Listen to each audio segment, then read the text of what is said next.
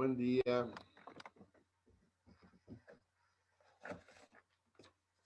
Hola, buen día. Buen día. Buen día, buen día.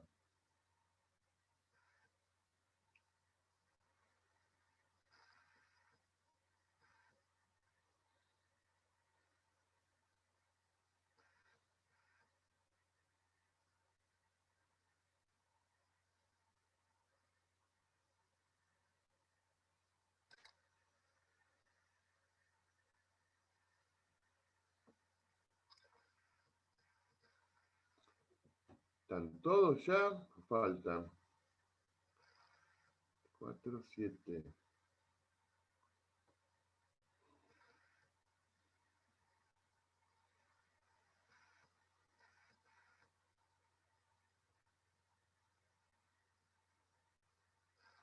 ¿Cómo van con los trabajos?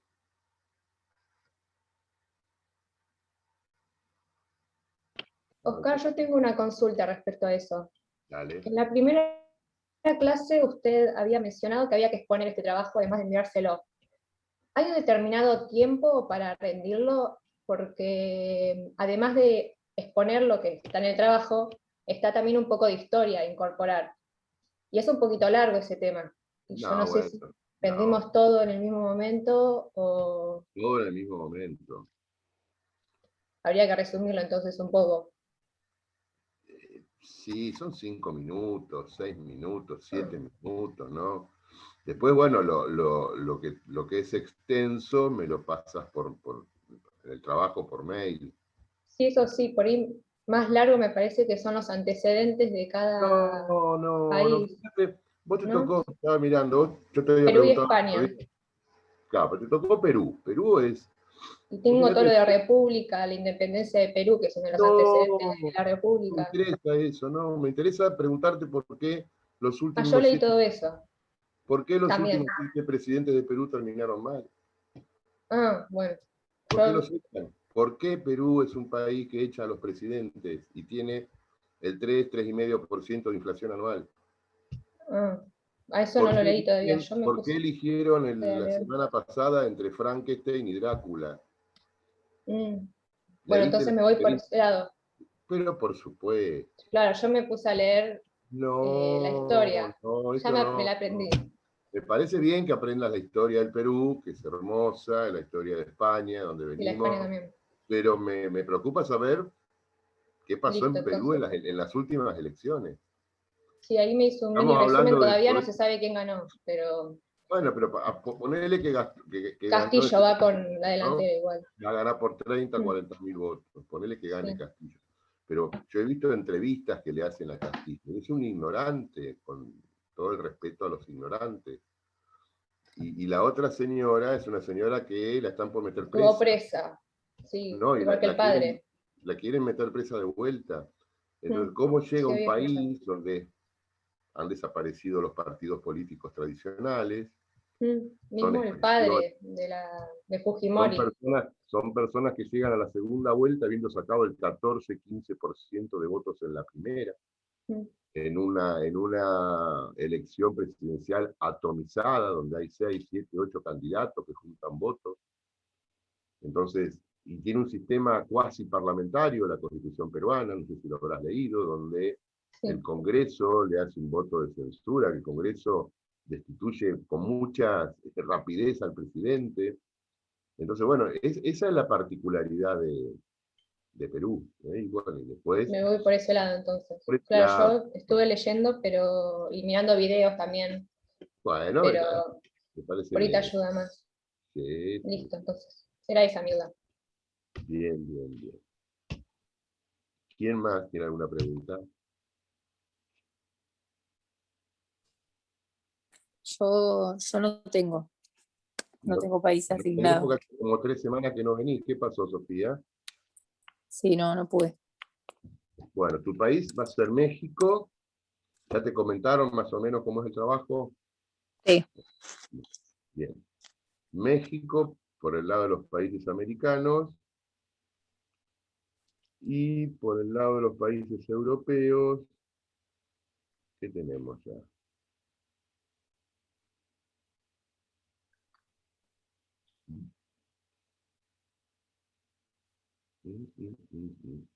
No queda mucho. Austria. Entonces, México y Austria. Un trabajo comparando el funcionamiento, la formación, requisitos, cualidades, atribuciones del poder ejecutivo de estos países. México también es muy particular. Fíjense que en el último proceso electoral mexicano que terminó hace 2 semanas, 3 semanas, en el proceso hubo más de 40 homicidios de candidatos o precandidatos a legisladores. Era una elección de medio término. México es un país muy terrible desde el punto de vista de los procesos electorales. Y aparte los presidentes, acordate, Sofi, que salieron de los cines, pobre mexicano. Aparte los presidentes no tienen reelección, nunca en la vida.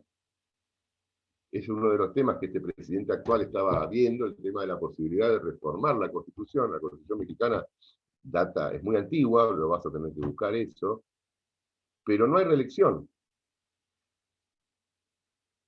Termina el mandato presidencial y el presidente nunca más puede ser reelecto, o sea que, y no tiene reelección durante su término de mandato. Es una constitución muy, digamos, distinta en ese punto a las más habituales, a la nuestra. El presidente pierde poder político todos los días. Pierde poder político todos los días.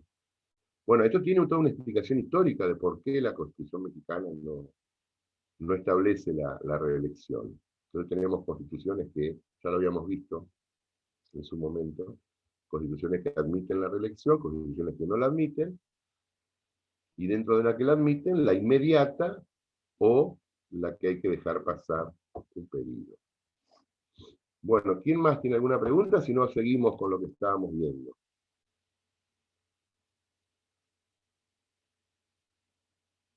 Dale, perfecto. Bueno, estábamos viendo dentro del Poder Ejecutivo. A ver, los que yo tengo acá. 1, 2, 3, 4, 5, 6, 7, 8, 9. Y ustedes son 3. Hoy tenemos el plantel completo. 1, 2, 4, 5, 6, 7, 8, 9. Perfecto. Entonces, ¿qué había dicho? México y Austria.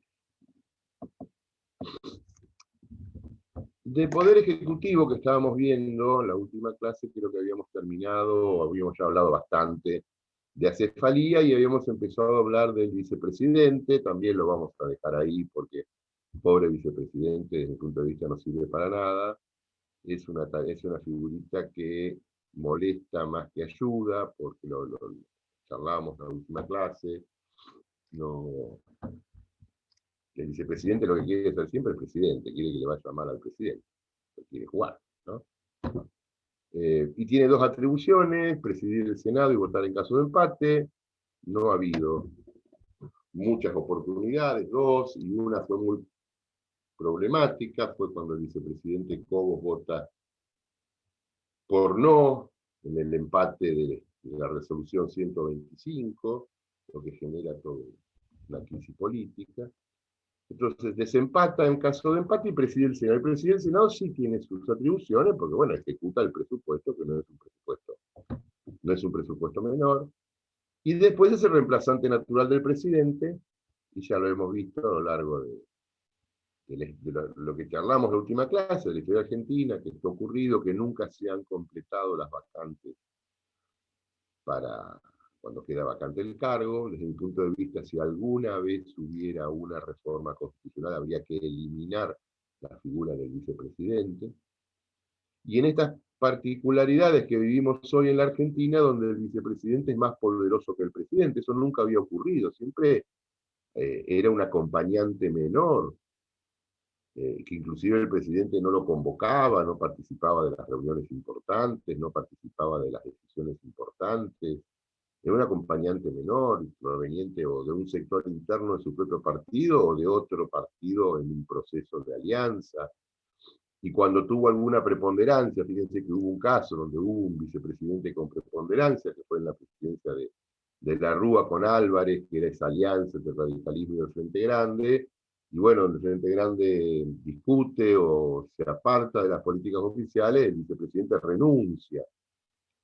Pero bueno, y hoy estamos en una situación inédita, nunca se había visto en la historia política argentina, donde un vicepresidente elija en campaña quién es el candidato a presidente y que después ejerza el poder como lo ejercen ahora, pero bueno, es una situación pasajera que va a ser anecdótica con el paso del tiempo y que solamente tenemos que analizarlo como parte más de la realidad.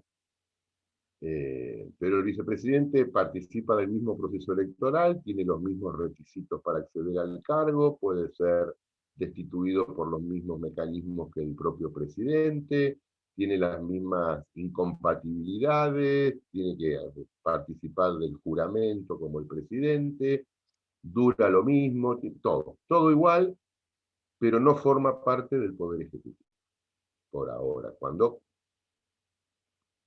lo hace porque el presidente está en un proceso de acefalía temporaria o definitiva, como ya habíamos visto. Bueno, punto y aparte, no hablemos más del vicepresidente, porque es lunes a la mañana y queremos arrancar bien la mañana. Vamos a hablar del proceso, los procesos electorales, cómo se eligen a los presidentes en términos generales, y esto les va a servir como dato también para su trabajo, cómo se eligen a los presidentes en los presidencialismos. Hay dos sistemas, hay dos formas. Lástima que no tenemos un pizarrón y a mí no me gusta usar todo esto del PowerPoint y poner diapositivas, la verdad que no me gusta, debe ser porque tampoco lo sé hacer y no me interesa a esta altura aprender. Entonces, yo se los voy a decir, si tuviéramos un pizarrón sería más divertido.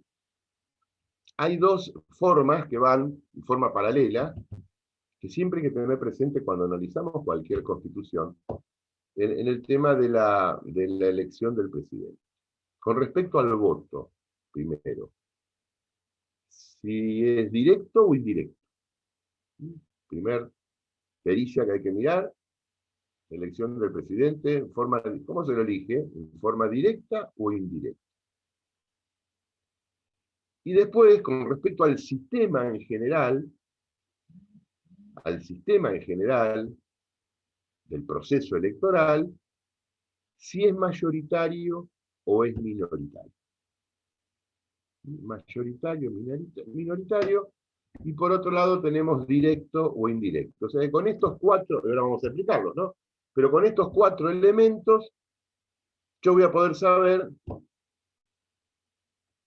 de qué se trata. Elección directa o indirecta, sistema mayoritario o minoritario.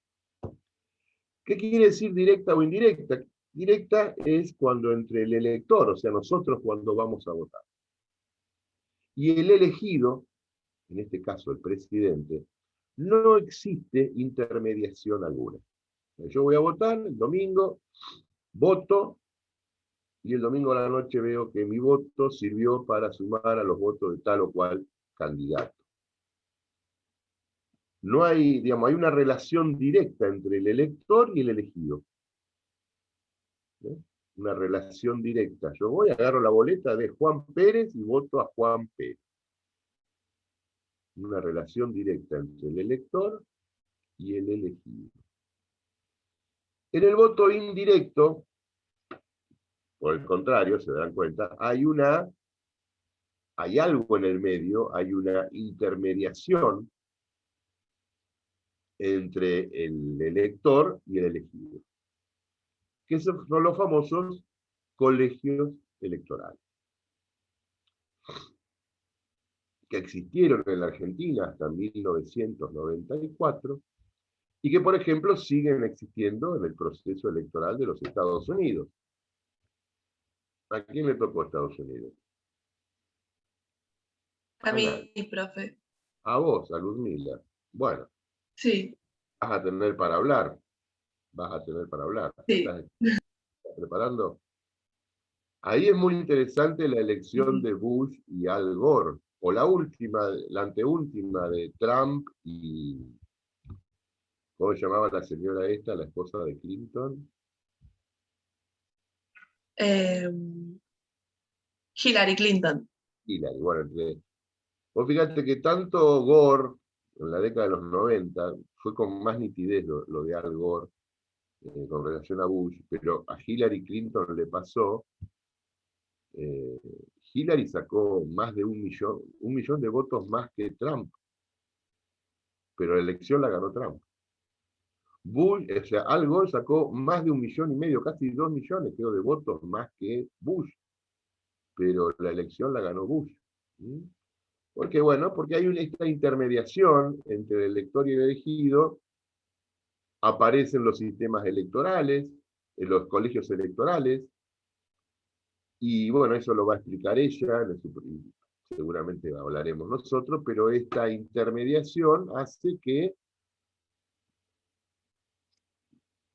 los que eligen realmente al presidente y vice son los electores a través de su voto en el colegio electoral. Son sistemas indirectos. En la Argentina funcionaron entre 1853 y con un par de interrupciones hasta 1994, o sea, 140 años, eligiendo presidentes de esta manera, con algunas excepciones. En Estados Unidos viene funcionando desde el origen de la sanción de la Constitución, porque estos sistemas indirectos, aparte, hay que tener presente, que representan en forma más contundente al federalismo. También lo vimos cuando hablamos de federalismo, cómo participan las provincias en el proceso de elección presidencial a través de los colegios electorales, donde hay, el día que se elige presidente, no hay una sola elección, sino en Argentina, si hubiera 24 elecciones. Porque hay 24 distritos, o sea, 23 provincias para la Ciudad de Buenos Aires, hay 24 procesos electorales, hay 24 resultados, habría 24 colegios electorales, y después habría que ver y contar.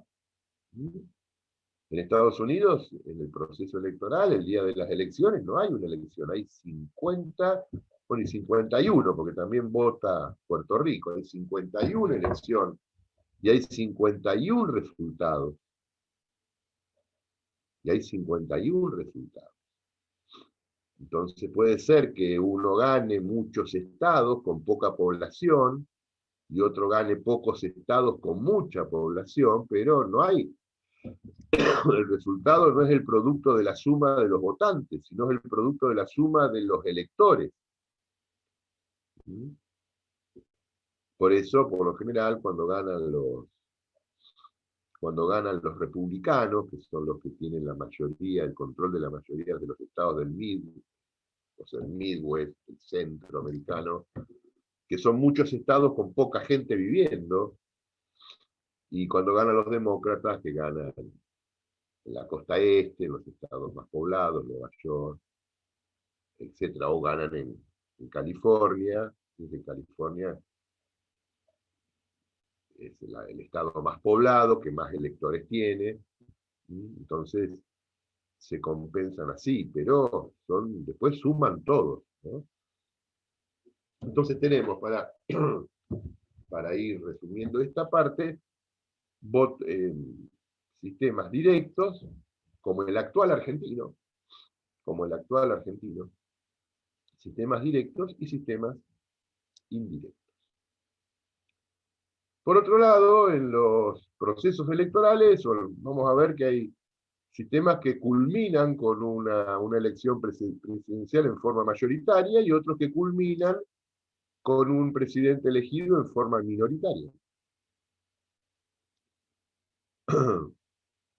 La Constitución, los sistemas directos, por ejemplo, vamos al ejemplo de la Argentina, cuando había sistema indirecto del colegio electoral, los sistemas indirectos, del colegio electoral, en la Argentina generaban al final del proceso la elección de un presidente mayoritario. indirecto mayoritario, así era el sistema de la Constitución originaria de la Argentina, donde indirecto porque había colegio electoral, y mayoritario porque para ser elegido presidente, cuando se hacía el escrutinio de los votos de los electores, que se hacía en el Congreso en su rol electoral, quien resultara electo presidente tenía que tener la mayoría absoluta de los votos de electores, y quien resultaba electo vicepresidente tenía que tener la mayoría absoluta de los votos de los electores para vicepresidente. Entonces el presidente que se elegía por colegio electoral era indirecto por el colegio y mayoritario porque para ser presidente había que tener más de la mitad de los votos de los electores.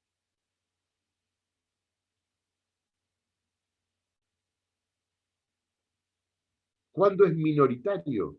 Cuando no se requiere que un presidente sea electo por una mayoría absoluta. Ejemplo, la Argentina de las excepciones. ¿Por qué? Porque nuestro sistema electoral actual, nuestra constitución actual, establece un sistema muy claro que es directo y por doble vuelta, pero después después lo vamos a leer, habla de las excepciones. ¿Cuándo no hay doble vuelta en la Argentina? La no doble vuelta es una excepción, porque la regla es elección directa y doble vuelta.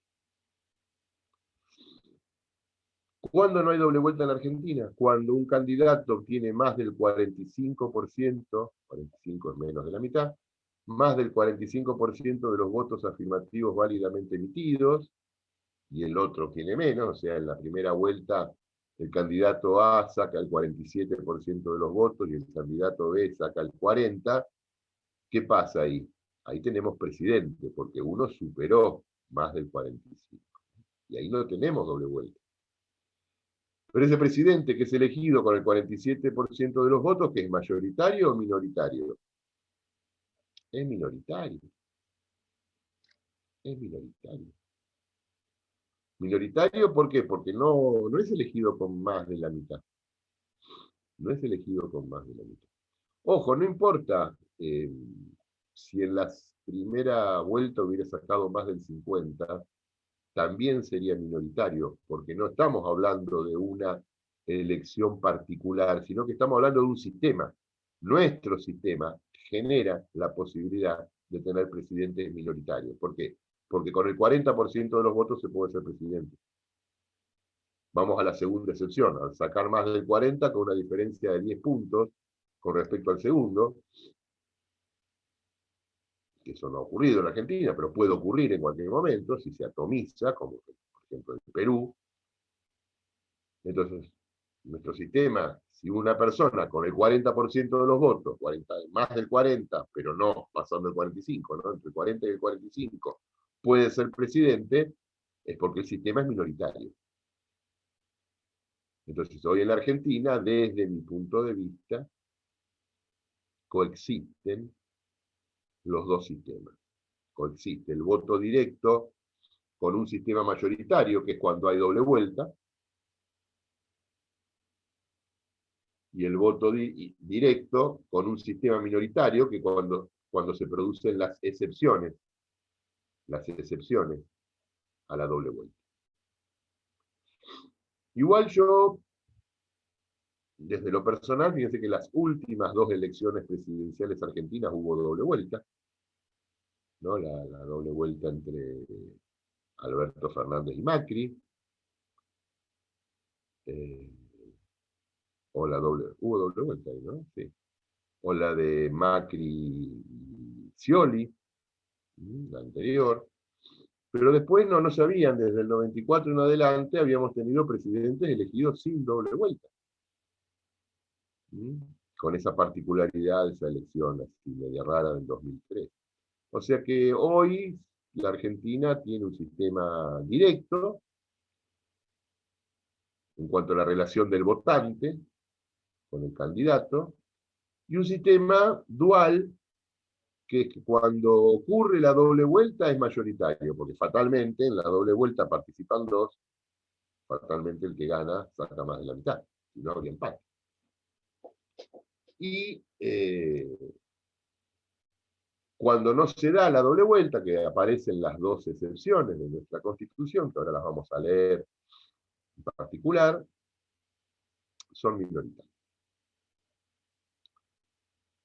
¿Cómo fue la historia, cómo fue la evolución de estas dos cuestiones, por lo menos en el derecho constitucional argentino? Fíjense que el sistema indirecto fue el sistema originario, ¿no? La Constitución de 1853 se sanciona estableciendo un sistema de colegio electoral. Desde mi punto de vista, mucho, y eso lo vas a decir vos, Ludmila, cuando hables de tu Constitución, el nuestro me parece que es mejor, que fue mejor al de la Constitución de Estados Unidos. ¿Por qué? Porque en los colegios electorales argentinos podía darse la posibilidad de que hubiera representantes de más de un candidato. En cambio, en el sistema electoral americano, la conformación del colegio electoral es única, o sea, participan demócratas contra republicanos, vamos a cualquier estado, el estado de Texas, que por lo general ganan los republicanos, bueno, participan, votan 10 millones de personas, se eligen, yo que sé, 50 electores, y el Partido Republicano participan, votan 10 millones, dijimos, saca 5 millones y medio, y el Partido Demócrata saca 4 millones y medio. Pero ese colegio electoral, ¿cómo se conforma? Los 50 electores del partido que ganó.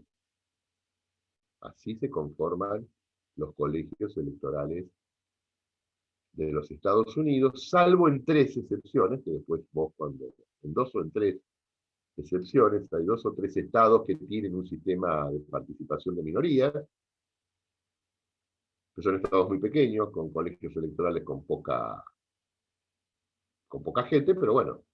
Entonces, por lo general, la mayoría de los 50 estados que participan, 47 o 48, conforman sus colegios electorales, donde el que gana la elección estadual se queda con la totalidad de los electores. En la Argentina no funcionaba así. En la Argentina era distinto. Los colegios electorales se conformaban, bueno, en la Argentina, según el sistema electoral vigente, en la Argentina de 1853 en adelante había sistema de lista completa, por lo tanto había colegio electoral de lista completa. Yo creo que ustedes vieron los sistemas electorales, ¿no? Esa cara delata que no. Sí, lo tienen que haber visto, por lo menos en derecho político lo tienen que haber visto. Y si no, pónganse a estudiar. Los sistemas de lista completa significan que el que gana la elección se queda con todos los cargos a repartir. La Argentina después avanza a partir de 1912, 1914, viene esta famosa ley Sáenz Peña, que nada más establece los sistemas de mayorías y minorías. En definitiva, se la llama, desde el punto de vista teórico, sistema del tercero excluido, porque si hay 12 cargos a cubrir, el que gana se lleva 8, el que pierde se lleva 4, el que sale segundo, pero el que sale tercero no se lleva nada. Mayoría y minoría, tercero excluido. Así se lo define con un silogismo matemático. Y este sistema estuvo vigente hasta fines de la década del 50, donde aparece el sistema de representación RON, donde ya aparecen las representaciones proporcionales. O sea que más o menos, sin errar mucho, en la Argentina hubo 3 grandes momentos electorales: lista completa, ley Sáenz Peña de mayoría y minoría, sistemas proporcionales, y bueno, y ahora vienen algunas más, no nos vamos a detener. Según qué ley electoral regía en cada momento, los colegios electorales en la Argentina se conformaban por lista completa, el que ganaba se llevaba todo. Por ley Sáenz Peña, bueno, si había que elegir un colegio electoral de 14 o de 10, bueno, mayorías y minorías, el que ganaba se quedaba con 2/3 partes de la representación, el que salía segundo se quedaba con 1/3. Lo que pasa es que el que ganaba no ganaba en todos lados, podía ganar en una serie de provincias y salir segundo en otras provincias y salir tercero o cuarto en otras. Entonces había que sumar después, había que sumar y restar. ¿Mm?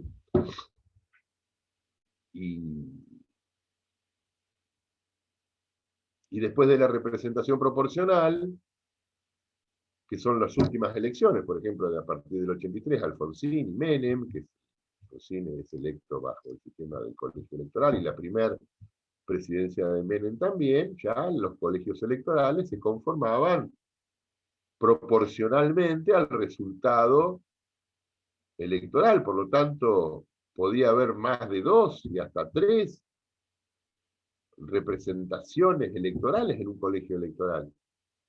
Y después había que sumarlos con los resultados de los demás, y esto se hacía en el Congreso, y podía darse resultados, digamos, mucho más justos y participativos. Yo defiendo el sistema, ¿por qué? Porque se adecúa más al federalismo. El sistema indirecto es mucho más federal que el sistema directo. No he encontrado a nadie que me lo pueda discutir. Sí, encuentro gente que discute, y yo puedo aceptarlo, que es más justo la elección directa. Entre el elector y el elegido no hay nadie. Sí, es más justo. Pero no es federal, porque si en La Matanza solamente votan 1.700.000 personas. En La Matanza vota más gente que en toda la Patagonia. ¿Quién elige el presidente? Las 4 provincias de la Patagonia participan, ¿le interesa a alguien lo que vote en las 4 provincias de la Patagonia? Y las elecciones en la Argentina se resuelven en el Gran Buenos Aires. Entonces, no es un sistema federal. Sí, será más justo, será más lindo, será más participativo, lo que ustedes quieran, pero no es federal. Y nuestra Constitución, el artículo 1, dice que somos un Estado federal. Entonces, bueno, cambiemos, pasemos a ser un Estado unitario. Fíjense que en las elecciones y en la pandemia no somos federales. Cuanto más federales deberíamos haber sido, menos fuimos. Pero no metamos en la emergencia, donde no ha existido el federalismo. Metámonos en el proceso electoral. Los sistemas directos, bueno, son más concentrados. Solamente de cada 100 argentinos que votan, 38 votan en la provincia de Buenos Aires. Entonces, ¿quién elige el presidente? La provincia de Buenos Aires. Está bien, la estamos dando esta clase desde la provincia de Buenos Aires. Me ha tocado dar esta clase en Corrientes. Ustedes no saben los saltos que pegan los correntinos. O en Córdoba, o en Roca, en la Facultad de Derecho de Roca. El presidente se elige Buenos Aires, Córdoba, Santa Fe y Capital, son más del 60% de los votos. Entonces, ¿quién elige? El presidente, lo habíamos visto en nuestra clase, la Pampa Húmeda. Por más que el presidente venga del norte, del sur, de la Mesopotamia, los votos están en la Pampa Húmeda. Entonces, directo o indirecto por un lado, mayoritario o minoritario por el otro. Lo importante es que el presidente sea mayoritario. ¿Por qué? Porque no es lo mismo un presidente elegido con el 30 o 40% de los votos que un presidente elegido con más del 50% de los votos. Uno aspira a que el poder presidencial esté consolidado. Yo quiero un presidente con poder, no un presidente sin poder, cualquiera que éste sea. Los sistemas mayoritarios nos dan, en este inicio, en el arranque, un presidente que sabe que lo votó más de la mitad de la gente, o que tiene más de la mitad del voto de los electores, lo que significa que tiene un apoyo de las provincias importante. Bueno, ¿dudas con esto? No, es muy simple. Es una regla para poder leer cualquier constitución y saber de qué se trata. Ahora vamos a hablar un poquito de cómo se han elegido los presidentes en la Argentina. La Argentina ha tenido muchas alternativas. Fíjense, en la Constitución histórica de 1853 en adelante era indirecto y mayoritario. Esta Constitución es reformada por la Constitución de 1949 en cuanto a la reforma de su proceso electoral. La Constitución del 49 generaba, salimos del voto indirecto, pasamos al voto directo, la Constitución del 49 que generó las elecciones presidenciales de 1952, ¿no? Ahí se votó en forma directa, pero esa Constitución decía que el presidente se elegía a simple pluralidad de sufragios. ¿Qué significa simple o por mayoría simple? Significa que el que saca más votos gana. Cuando yo digo eso, no estoy viendo el resultado particular que tuvo ese proceso electoral, no. Sino que esa elección generaba que con el 30, el 35, con el 25%, si los demás sacaban menos, se podía ser presidente. Por lo tanto, lo establecía la Constitución de 1949, un sistema mayoritario. Por el contrario, establecía un sistema minoritario. Entonces, la Constitución del 49 era directa y minoritaria. Veníamos de la Constitución originaria de 1853, indirecta y mayoritaria. En el 49 pasamos a directa y minoritaria. Esta Constitución, bueno, después de los procesos fácticos de mediados de la década del 50, vuelve la Constitución originaria y es modificada con la reforma de 1972, que nadie se anima a decir que fue una reforma, pero fue una reforma. Le dicen el estatuto fundamental del 72 que debía ser ratificado para adquirir validez en 1980, lo que pasa es que, bueno, no pasó eso en 1980, pero con esta Constitución del 72 se eligieron dos presidentes. Hubo elecciones en 1973. Y primero se le elige a Cámpora, con su vicepresidente Solano Lima, que a los 45 días renuncian y se convoca a elecciones y se elige la fórmula Perón-Perón. ¿Y cómo era el sistema electoral de esa Constitución? Era directo, mayoritario. ¿Por qué?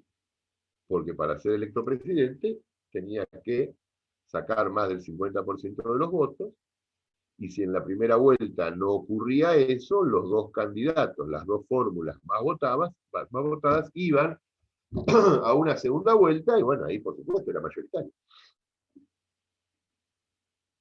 O sea que esta Constitución vigente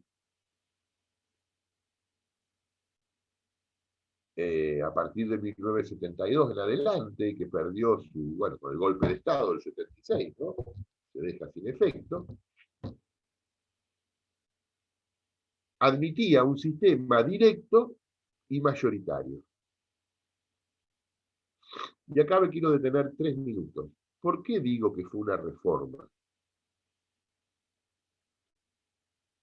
Pongan el nombre que quieran, estatuto fundamental, fue de facto, no se cumplió ningún requisito. Tienen razón. Pero ¿qué debió haber ocurrido? Porque con ese estatuto se convocó a elecciones en el 73 y gana la fórmula de Cámpora, Solano Lima. Si yo hubiera sido Cámpora, cosa que no me interesa para nada, pero supongamos que hubiera sido Cámpora, que era un odontólogo bastante exitoso. De las primeras cosas que hago es firmo un decreto y dejo sin efecto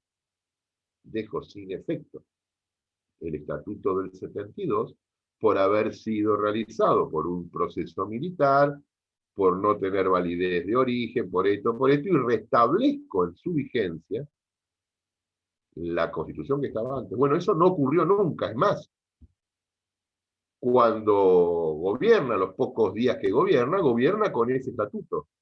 Y cuando renuncia, se le acepta la renuncia por ese estatuto. Y se convoca a elecciones en ese mismo año, 1973, por ese estatuto. Y después viene y es elegido Perón en el 73.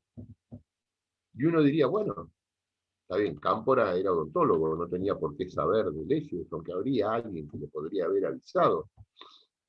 Bueno, pero Perón gobernó el 73, el 74, después el 75 hasta que se muere, después vino todo el 75 con la vicepresidente como presidente, y nunca se dejó sin efecto ese estatuto. Nunca se lo dejó sin efecto. Entonces, ¿qué se produce desde el punto de vista normativo? Algo que era ilegítimo de origen,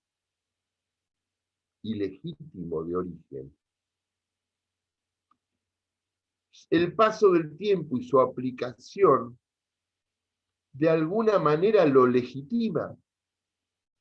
Los dos gobiernos justicialistas de la década del 70 legitimaron por el uso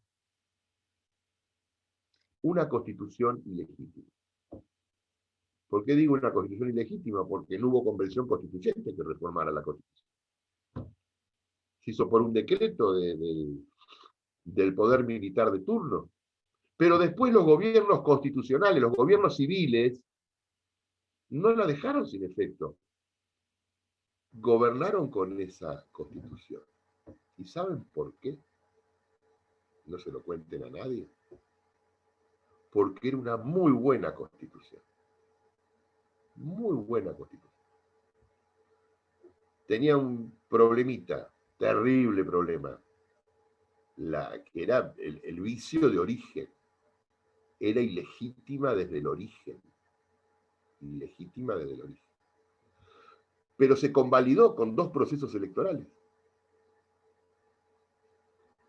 Hay discusiones en esto, ¿no? Pero son discusiones de sobremesa. Bueno, son 9:45. Paramos 5 minutitos y seguimos a ver qué pasó entre el 73 y hoy. Paramos 5 minutos y nos vemos.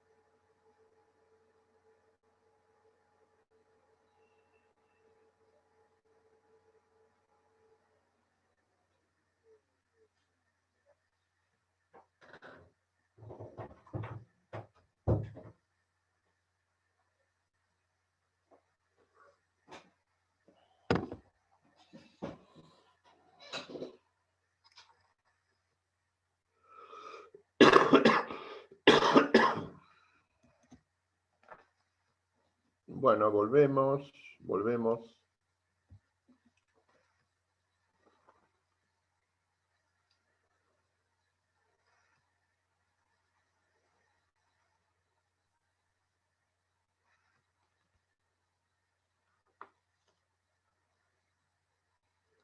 Bueno, vamos a ver cómo se elige presidente en la Argentina. Vamos a hacer como dijimos la otra vuelta, un estudio exegético, o sea, leyendo el texto de la Constitución. Dice, capítulo segundo de este capítulo, de esta sección, artículo 94 en adelante. Dice el 94. El presidente y el vicepresidente de la Nación serán elegidos directamente por el pueblo, coma, en doble vuelta, coma, según lo establece esta Constitución, puntos. Este primer párrafo nos dice, nos dice en definitiva la regla, nos da las dos características, las dos pautas que no podemos perder de vista. Será elegido directamente por el pueblo, primer requisito, elección directa por el pueblo, nos dice directa y por quién.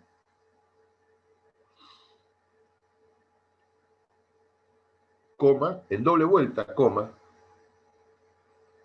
¿Para qué lo pusieron? ¿Por qué en 1994 se pone esto en doble vuelta, entre dos comas? Porque perfectamente podría haber dicho la Constitución, será elegido directamente por el pueblo según lo establece esta Constitución, y después dar las alternativas. Pero eso no ocurrió. Nosotros tenemos que ver lo que está escrito. Nos dice en doble vuelta. O sea que yo quiero presumir, si bien es una presunción personal, una interpretación personal, que la doble vuelta es un requisito. Tanto la elección directa como la doble vuelta nos marcan la regla de esta modalidad electiva. Después, en la segunda oración del artículo, nos dice, a este fin, el territorio nacional conformará un distrito único. O sea, hay un solo distrito electoral.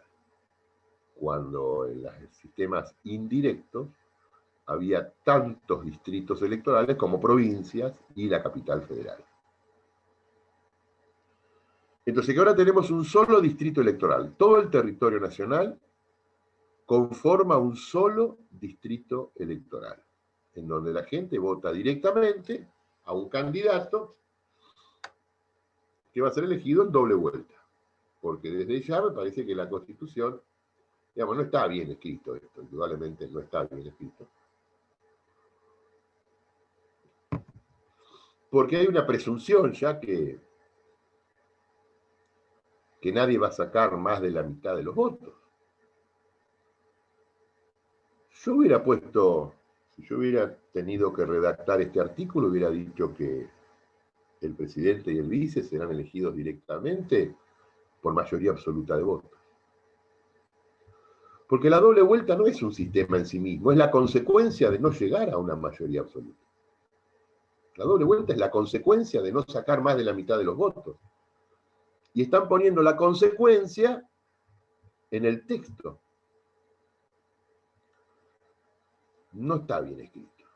Y eso que en la Convención Constituyente había personas que sabían de esto, debe haber sido el acuerdo. Por lo general se escribe lo que se puede acordar.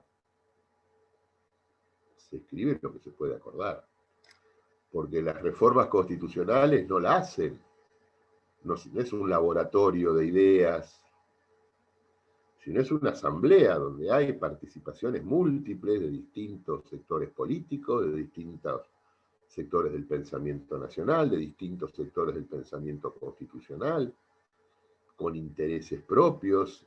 No se olviden que nuestra última reforma constitucional fue el resultado de un acuerdo político entre Alfonsín y Menem, ese famoso Pacto de Olivos, donde se acordó, no esto, se acordó la reelección, esta es la consecuencia, esto es lo posible para cumplir ese acuerdo de la reelección, y a cambio de la reelección un montón de concesiones. Bueno, es lo que se puede hacer. En determinado momento es lo que se puede.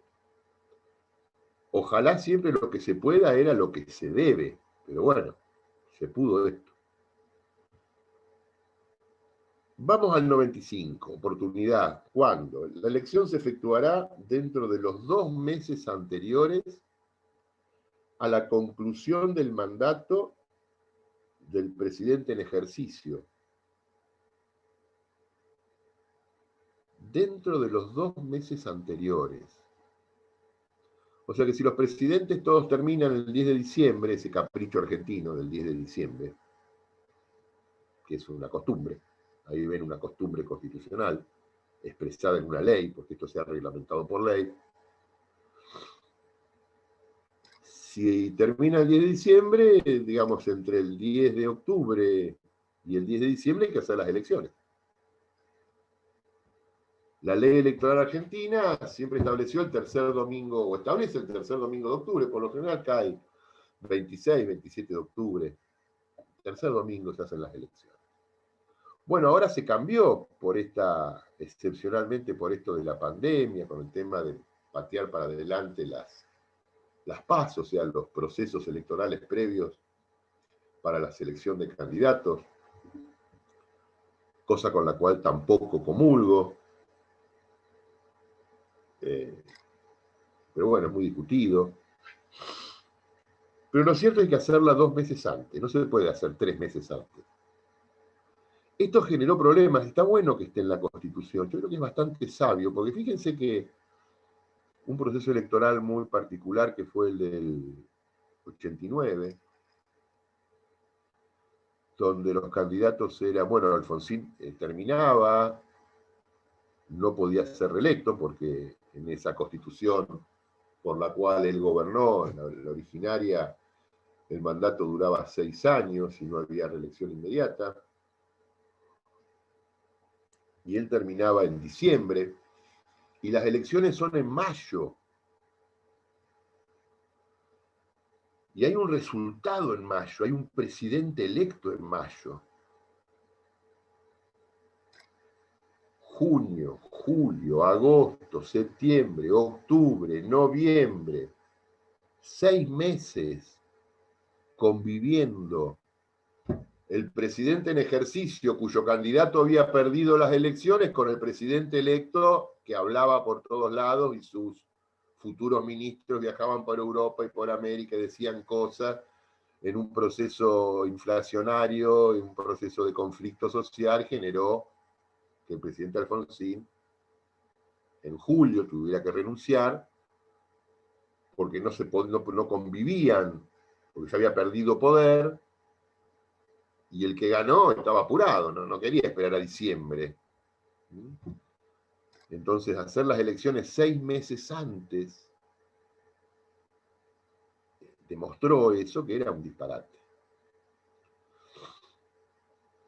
Fue convocada 6 meses antes porque la situación tensa que vivía social y política generó que hubo que hacerlas antes para descomprimir. Pero después había que aguantar 6 meses entre mayo y diciembre. Entonces el constituyente en 1994, esto me parece bien, le da un punto, bueno, está bien, son 2 meses antes. Nada, ya da el resultado.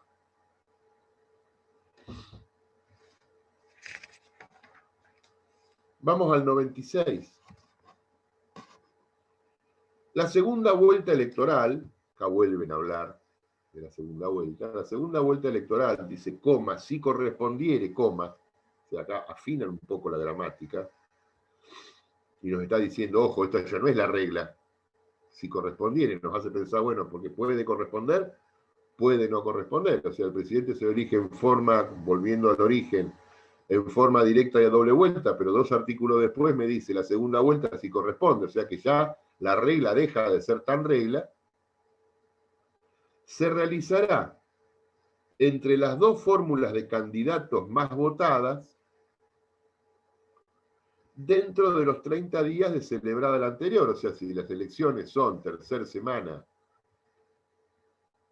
de octubre, 2 meses antes, dentro de 30 días, tercera semana de noviembre. Entonces vamos a tener un presidente en la segunda vuelta en la tercera semana de noviembre, que va a asumir en la segunda semana de diciembre.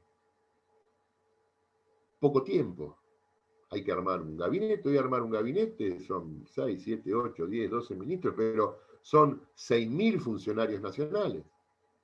Por lo general después tardan 6, 7 meses en completar la designación de todos los funcionarios nacionales, de distintas jerarquías.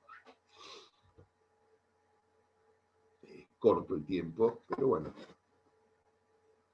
Eso es de la segunda vuelta, entre las dos fórmulas más votadas.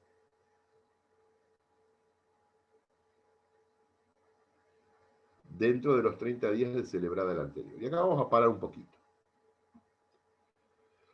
Pero acá tenemos un problema legal. Ustedes vieron que yo hablo siempre de la elección del 2003, en la cual no hubo segunda vuelta.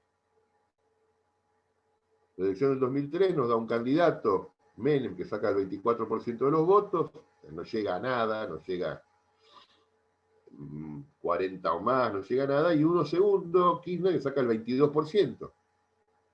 Y después el tercero haber sacado el 14, el 8, no sé cuánto van para abajo.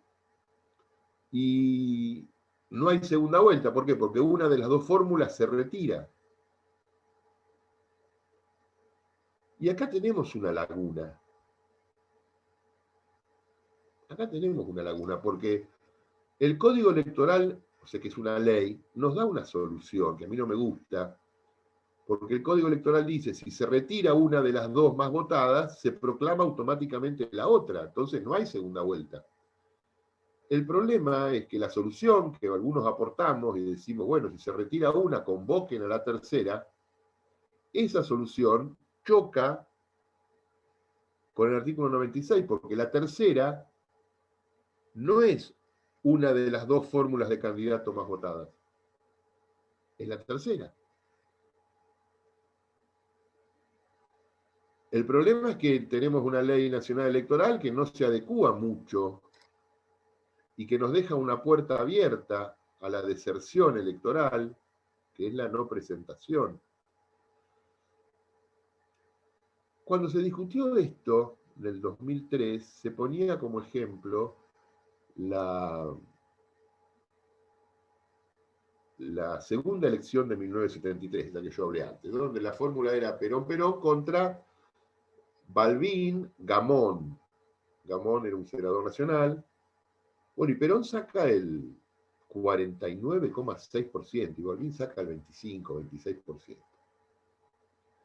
Entonces el radicalismo presenta una nota donde dice que retira a su candidato de la segunda vuelta.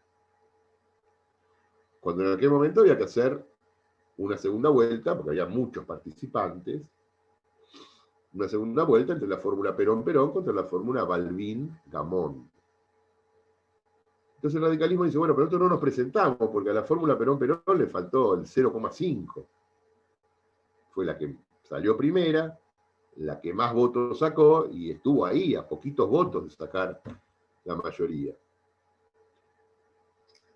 Y la justicia electoral autorizó eso. ¿Qué debió haber ocurrido en el 73? Debió haber ocurrido la segunda vuelta. Bueno, seguramente hubiera sido 60-40 el resultado.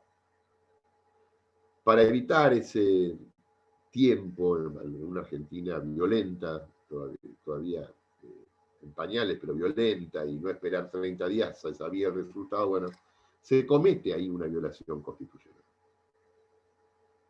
Se comete una violación porque no hay doble vuelta. Se proclama la primera, y la primera no había obtenido la mayoría absoluta.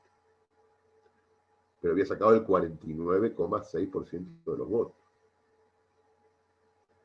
En el 73 se pone como argumento lo mismo, en el 2003, se pone como argumento lo mismo que en el 73. 30 años después, se dice, bueno, una de las dos fórmulas deserta, en este caso la que salió primera, a diferencia del 73, y se proclama la segunda, que salió con el 22%. No hay analogía en cuanto desde el punto de vista de los resultados. Habrá analogía desde el punto de vista del proceso, pero no de los resultados específicos. Y la ley electoral lo permite. La ley electoral lo permite. Me parece que algo está fallando ahí, que algo no está bien, que hay que meterse a revisar la ley electoral, que reglamenta una parte del artículo.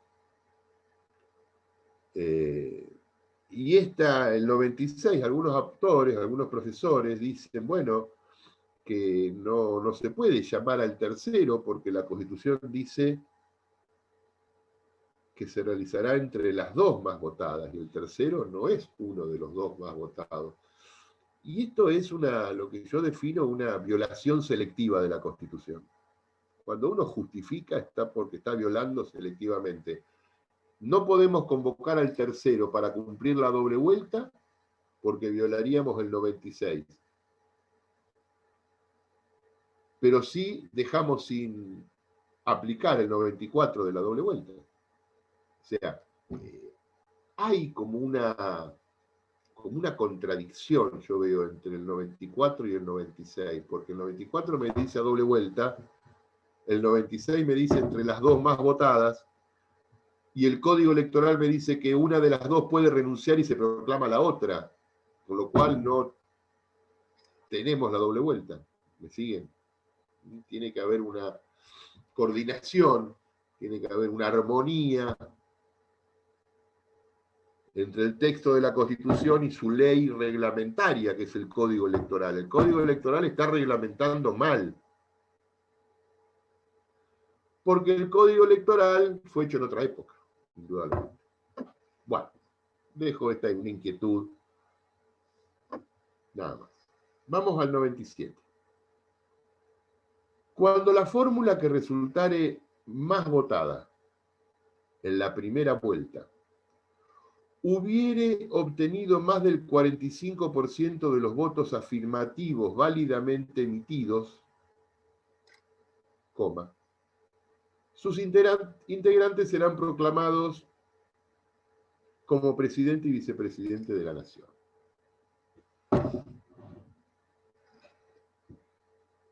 Acá hay palabras clave para analizar. Cuando la fórmula que resultare más votada, fórmula es porque hay presidente y vice, ya también la palabra fórmula a mí me suena mal, porque estamos hablando de un poder ejecutivo unipersonal que se elige en fórmula. Pero bueno. Hubiere obtenido más del 45% de los votos. ¿De dónde aparece la palabra 45? Es un acuerdo político, no resiste ningún análisis de ningún tipo. Y acá viene otro problema. De los votos afirmativos válidamente emitidos. VAVE, para hacer una simplificación. Votos afirmativos válidamente emitidos. VAVE, una regla mnemotécnica, ¿no? Más del 45% de los VAVES. ¿Qué es un voto afirmativo? Porque no dice de los votos válidamente emitidos, sino de los votos afirmativos. O sea, acá hay un problema con la palabra afirmativo. Se entendió que el voto afirmativo es el que afirma candidatura, porque uno puede votar y votar en blanco. Y el voto en blanco es un voto negativo. Aunque el voto en blanco es un voto válidamente emitido. ¿Me entienden? El voto en blanco es un voto válido, pero que no afirma candidatura. Y acá me están diciendo que hay que sacar el 45 de los votos afirmativos válidamente emitidos. Es medio una trampita. La Constitución tiene estas cositas. Supongamos que van 100 personas a votar. A cualquier desprevenido, si yo le digo que para ser presidente necesito más de 45, ¿ustedes qué número me dirían?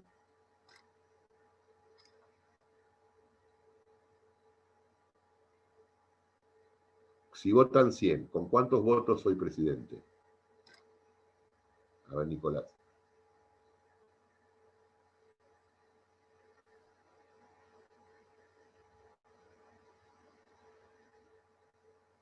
Si votan 100 personas y tengo que sacar más del 45, ¿cuántos votos necesito como mínimo para ser presidente?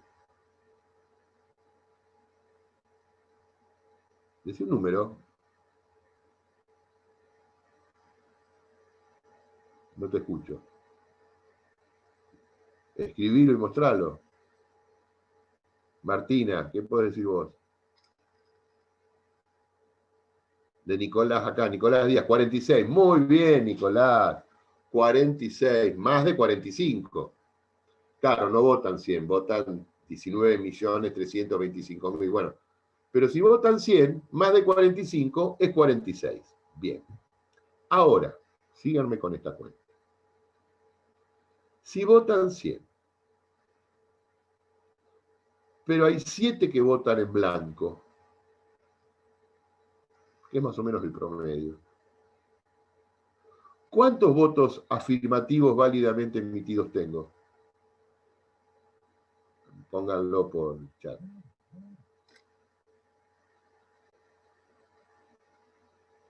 Nadie dice. 93. Perfecto. ¿Y cuánto es ¿Y cuánto es más del 45? Más del 45. ¿Cuánto es el 45,1% de 93?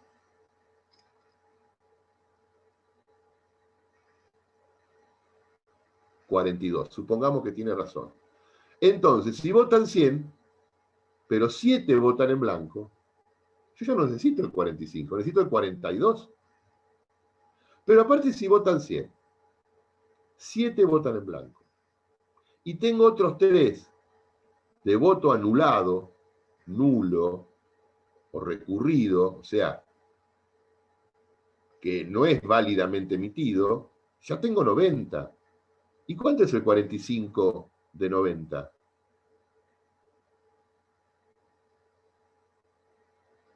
41. Fíjense cómo vamos bajando. Entonces ya no necesito el 45, necesito el 41. Cada vez lo hago más minoritario el sistema. Cada vez es más minoritario. Porque la Constitución me dice que más del 45% de los votos afirmativos válidamente emitidos. Pero yo sé que en una elección tengo un porcentaje de votos en blanco, que son votos negativos válidamente emitidos, que no juegan, y tengo un porcentaje de un 2, un 3, un 3,5% de votos nulos, impugnados, recurridos, que tampoco juegan. Entonces ya el 45% ya no lo voy a calcular sobre el 100% del cuerpo electoral que va a votar, sino de los que quedaron. Entonces ya no necesito un 45. Con un 37, 38, soy presidente. ¿Entiende? Cada vez más chico. En la reelección de Menem, en el 95,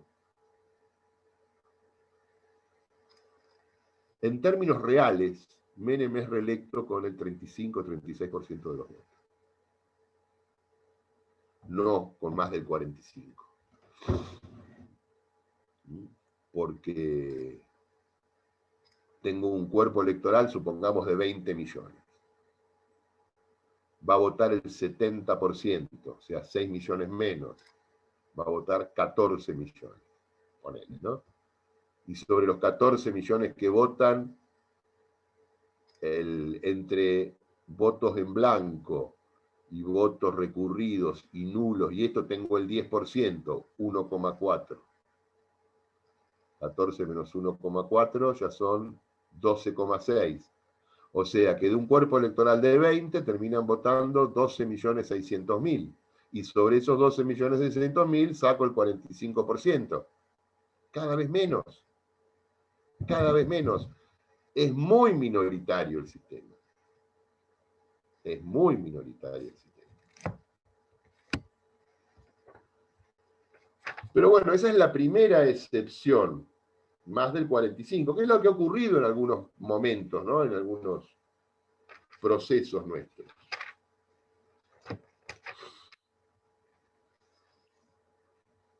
Vamos al 98.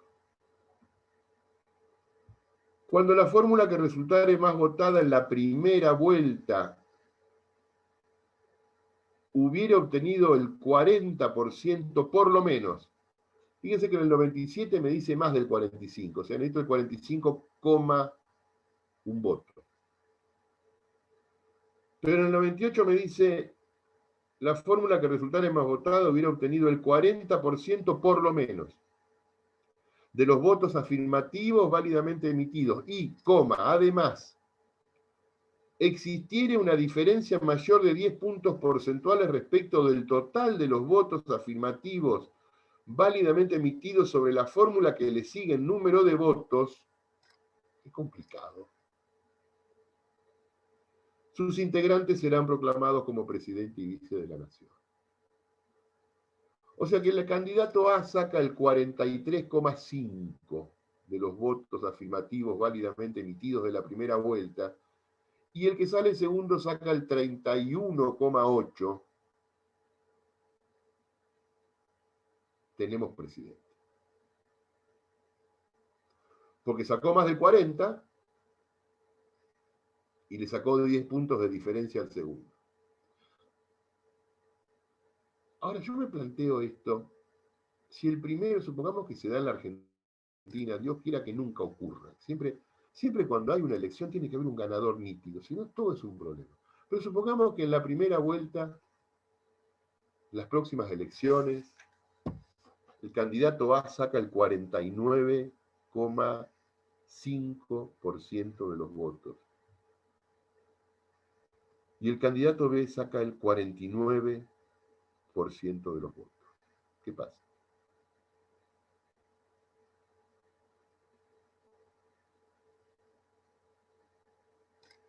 Y se supone que gana el primero porque tiene más del 45%. Guerra civil. Guerra civil. Pero gana el primero, por supuesto, porque sacó el 49,5, que es más del 45. Gana el primero. Gana el primero. Ahí debería haber doble vuelta.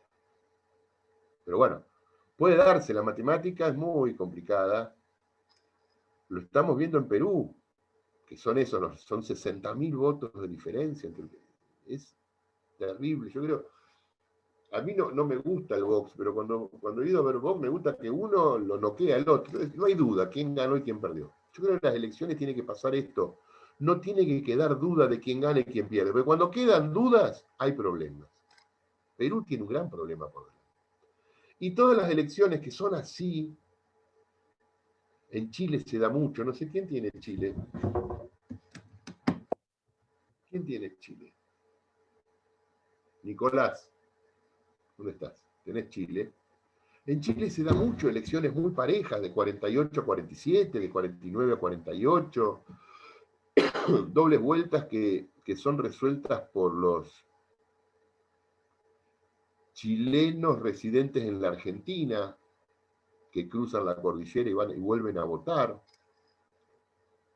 Vienen a buscar los votos a los países limítrofes, más que nada se vienen a buscar los votos a la Argentina para ir a definir las elecciones en Chile en segunda vuelta.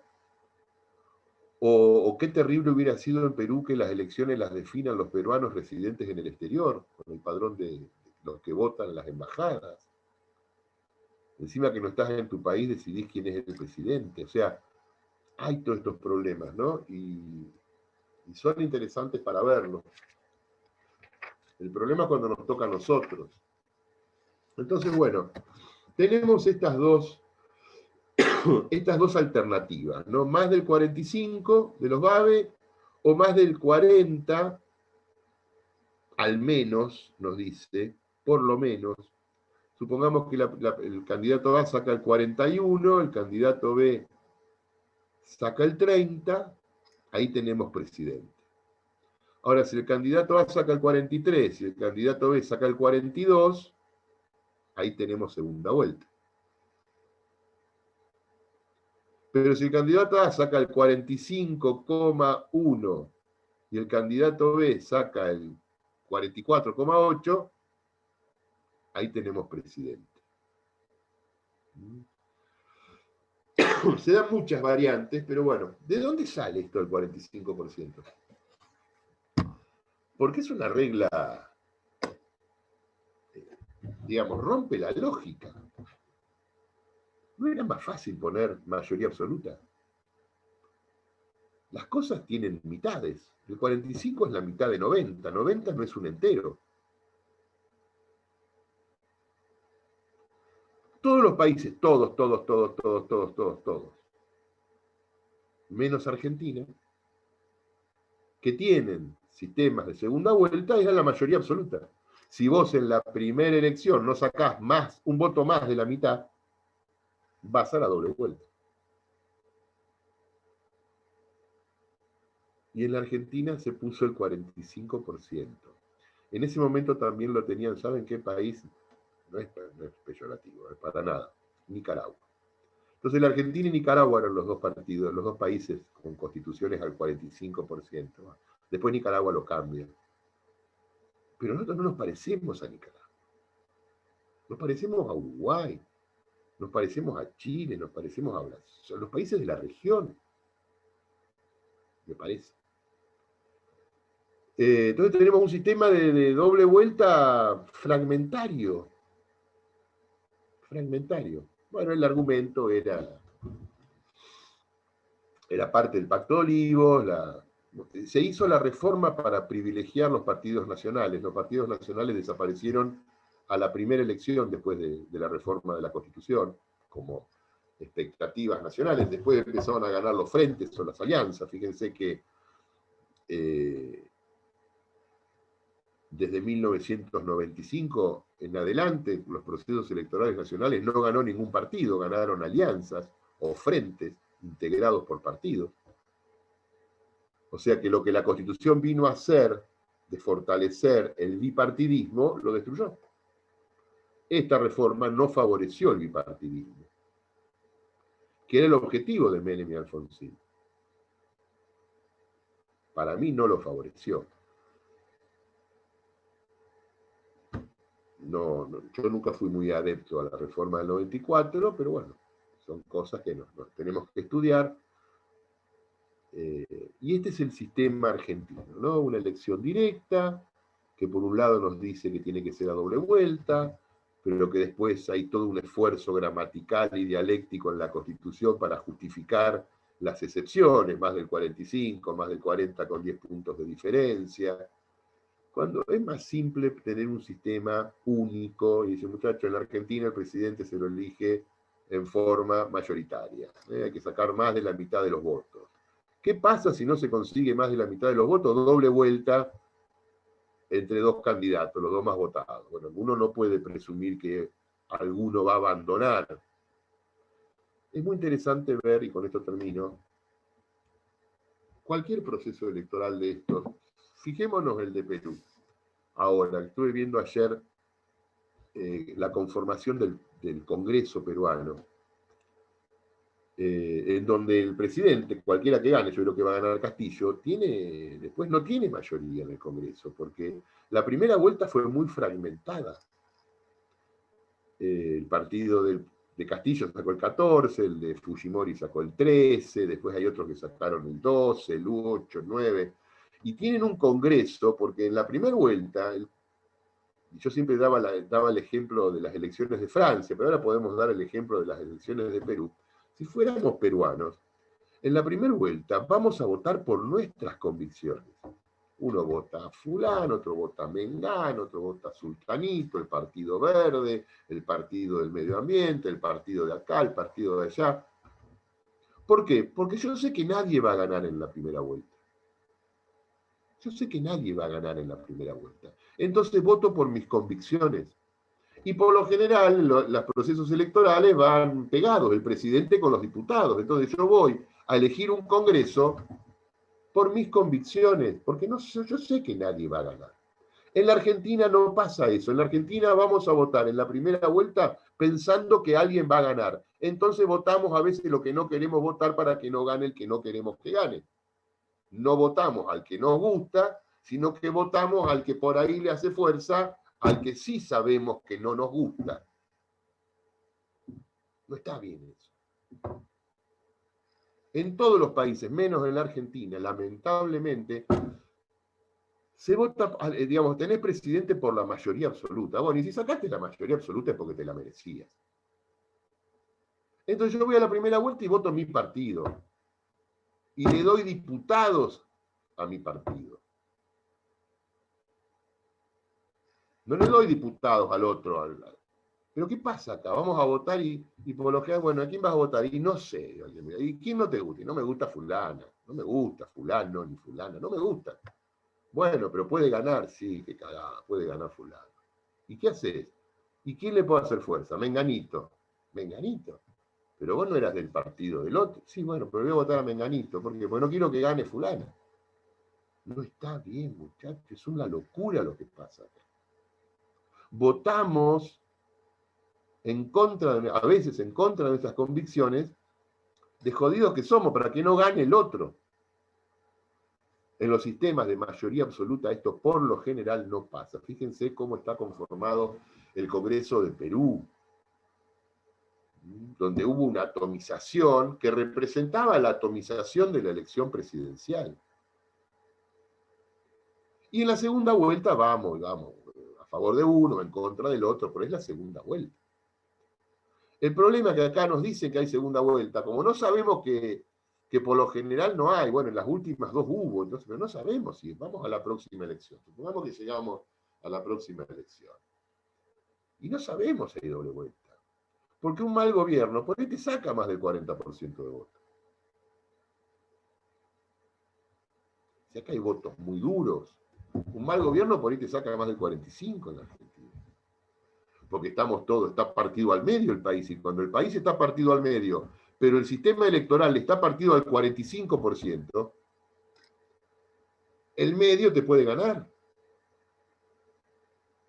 Entonces tenemos un sistema electoral complicado, muchachos, complicado. Está bien la elección directa, bueno, pero a mí no me gustan las excepciones, no es claro. Es todo, tenemos todas las opciones, mayoría absoluta o 40%. Y no nos definimos. Yo creo que habría que repensarlo, con esto termino, y tener un sistema de la mayoría absoluta, como era el Estatuto del 72. O como es cualquier constitución de, no sé quién tiene, Uruguay me lo va a contar, Uruguay es así, Chile es así, Brasil es así, Perú es así, Paraguay es así. Entonces, ¿por qué nosotros tenemos una cosa distinta? Siempre dando la nota, siempre siendo distintos. Los dejo y nos vemos mañana. Que tengan un buen día. Hasta luego. Adiós.